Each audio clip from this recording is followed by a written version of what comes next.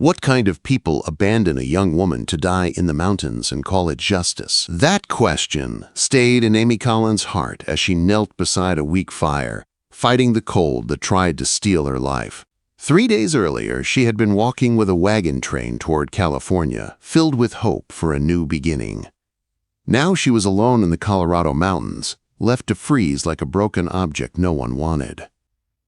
Amy's mother had passed away in Boston, leaving her with no family except an aunt in California. Amy had worked as a seamstress, struggling every day, until one letter changed everything. Her aunt had offered her a safe home and a fresh start.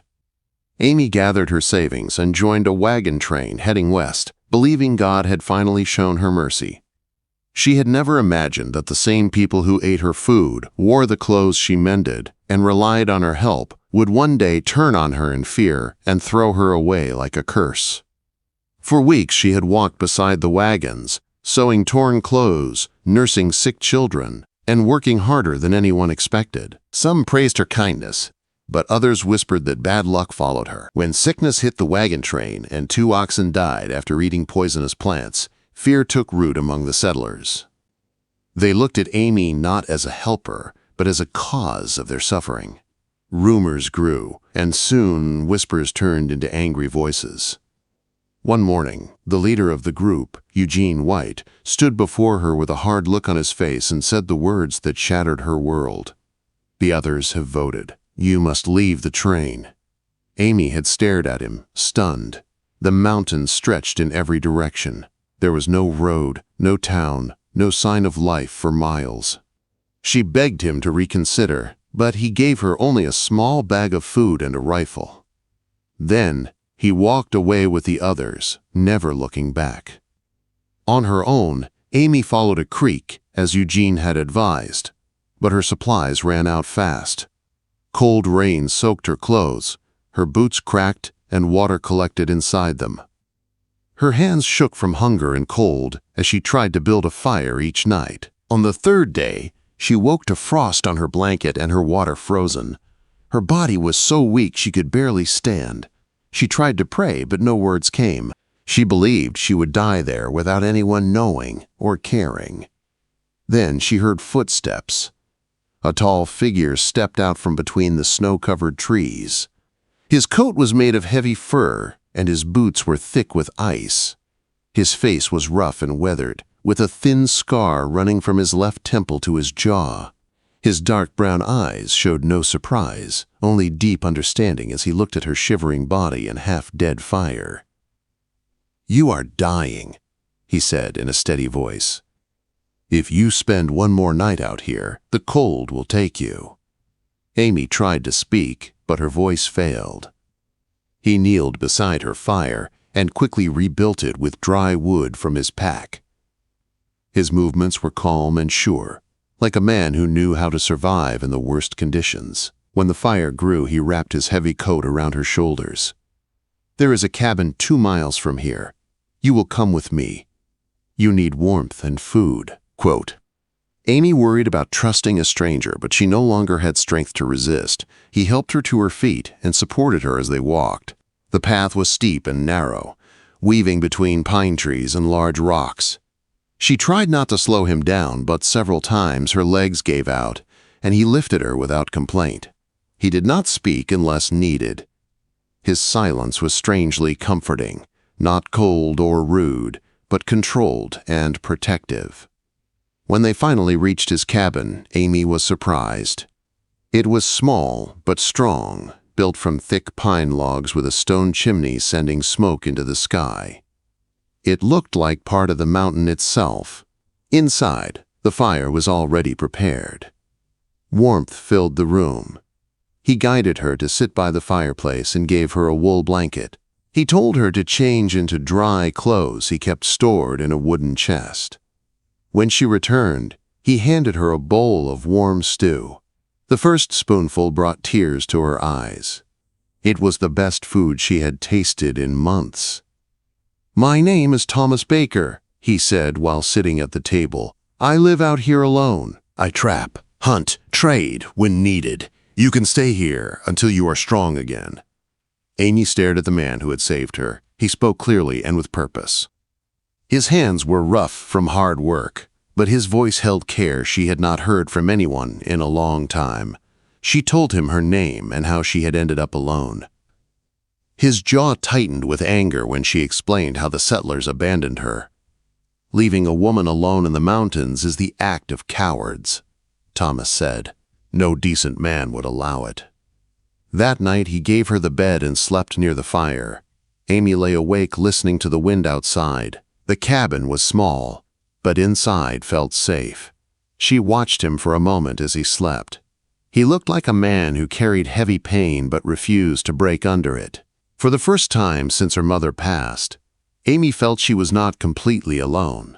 Little did she know, this mountain man would not only save her life, but would one day look into her eyes and say the words that changed her fate.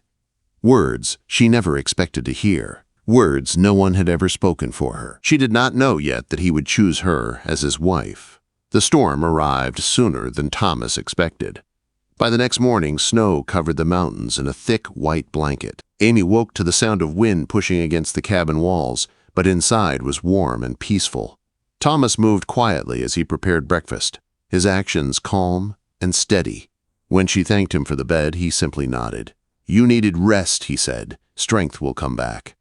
As days passed, a routine formed. Amy helped with cooking, sewing, and organizing the cabin. Thomas handled the animals, chopped wood, and checked traps.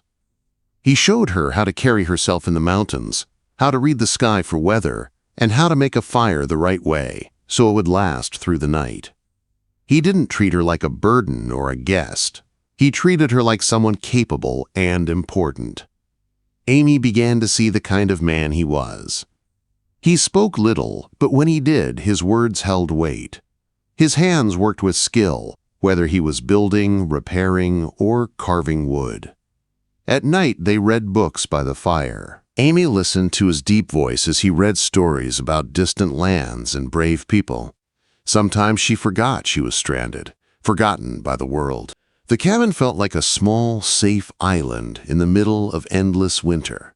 But even safety could not erase the fear that lived inside her.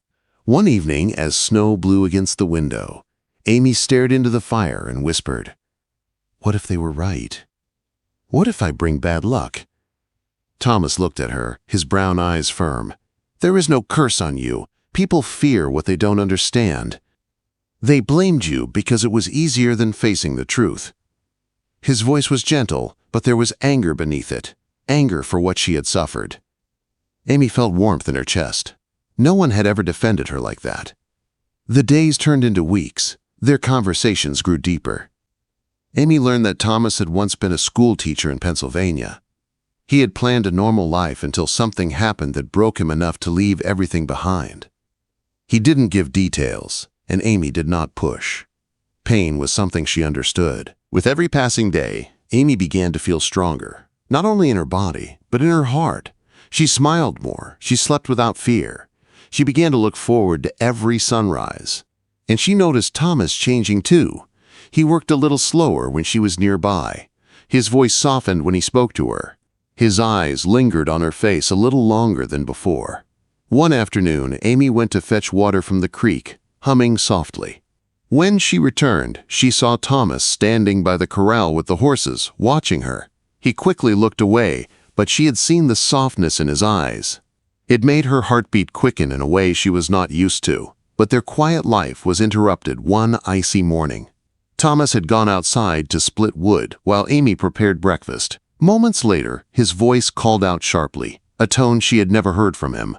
Amy rushed to the door. 3 men on horseback stood near the cabin. Their clothes were torn, and their eyes were filled with a hunger that went beyond food. One held a rifle pointed in Thomas's direction. Amy froze as the leader spoke with a cold smile. "We're needing supplies, and looks like you've got more than just supplies here." The man's eyes slid to Amy, and she felt her stomach twist. Thomas's jaw tightened. "Take what you need and leave," he said calmly. But the man didn't come for supplies. His gaze on Amy made that clear. The next moments were a blur. When the man reached for Amy, Thomas moved fast. He tackled him, sending the rifle flying. The other two men reached for weapons, but Thomas fought with the skill of a man who knew danger well. Amy grabbed a wooden shovel and struck one of the men trying to stand. Fear shook her, but she didn't stop. She would not be helpless again. Minutes later, two men were tied and unconscious, and the third ran down the mountain, leaving his friends behind. Inside the cabin, Amy cleaned a cut on Thomas's forehead. Her hands shook, but Thomas stayed still as she gently wiped the blood away. "You were brave," he said quietly. "I was scared," Amy whispered. "Bravery is doing what's needed, even when you're scared." Quote. His words held her still. No one had ever spoken to her like that. But the attack changed everything. They both understood that more trouble would come. The mountains were no longer silent and safe. The world had found them. That night, Thomas sat across from her near the fire. His face looked tired, but his eyes were certain and warm when they met hers. "You should leave when the weather breaks," he said. "You deserve a safe life, a family, a future that is not filled with danger." The words hurt more than the cold ever had. The thought of leaving made her chest ache, but she didn't know how to say it. "What if the life I want isn't out there?" Amy asked softly. Thomas looked at her as if he was afraid to hope. The question between them hung in the air, full of unspoken feelings and a choice neither had made yet. "Wait, before we move on, what do you think about the story so far?" Drop your thoughts in the comments. I'm really curious to know. The cabin felt different after that night. The fire still warmed the room, but a quiet tension grew between Amy and Thomas. Every glance held unspoken words. Every moment felt like a step toward a decision neither dared to voice. The storm outside settled into a calm winter night. The wind no longer howled. Snowflakes drifted gently, almost peacefully, as if the mountains themselves waited for what would happen next. Thomas sat at the edge of the table, hands clasped, staring into the fire. Amy stood near the window, watching the snow fall. She knew he thought sending her away was the right thing, but the thought of being far from him felt like losing the one safe place she had ever known. Finally, she turned toward him. "You said I should leave when spring comes," she said softly. "But where would I go? Back to the same world that left me to die?" Thomas lifted his eyes, and she saw the struggle in them. "Amy, you deserve a normal life, friends, family, a town where you're known and welcomed. You deserve more than a hard mountain life with a man like me." She shook her head. "A normal life doesn't mean anything if my heart isn't in it." Quote.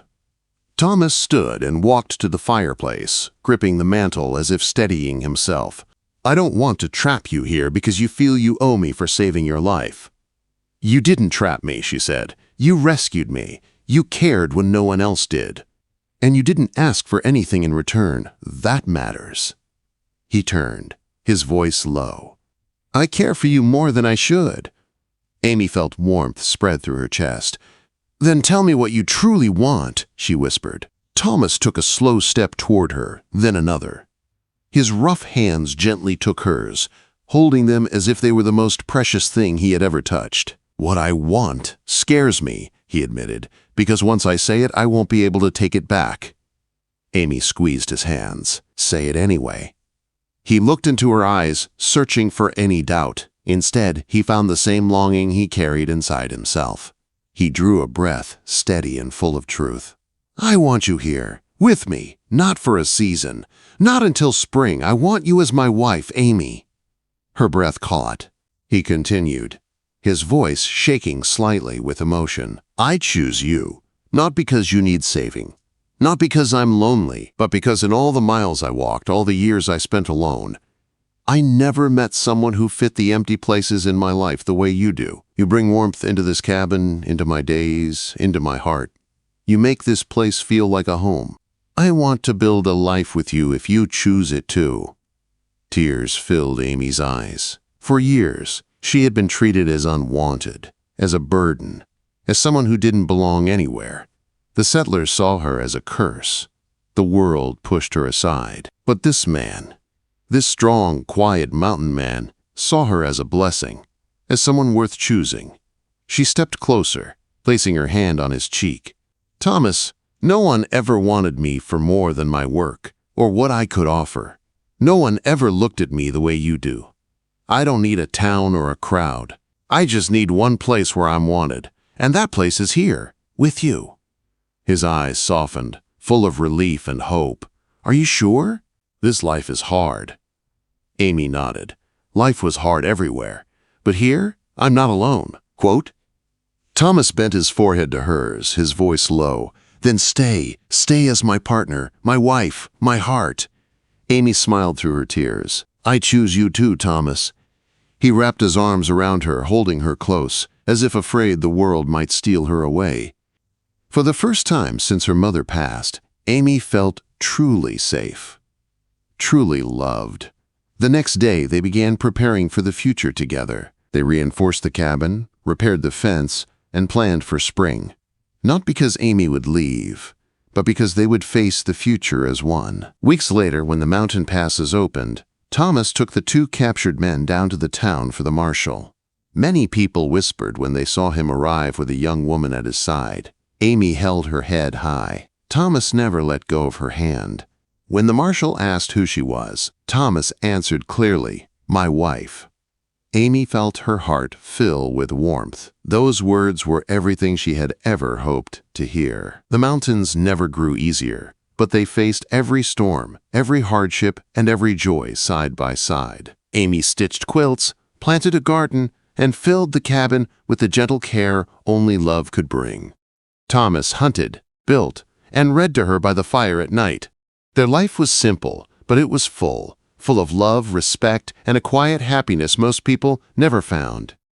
Amy was no longer the girl abandoned to die in the wilderness. She was the woman a mountain man chose, cherished, and loved for the rest of his days.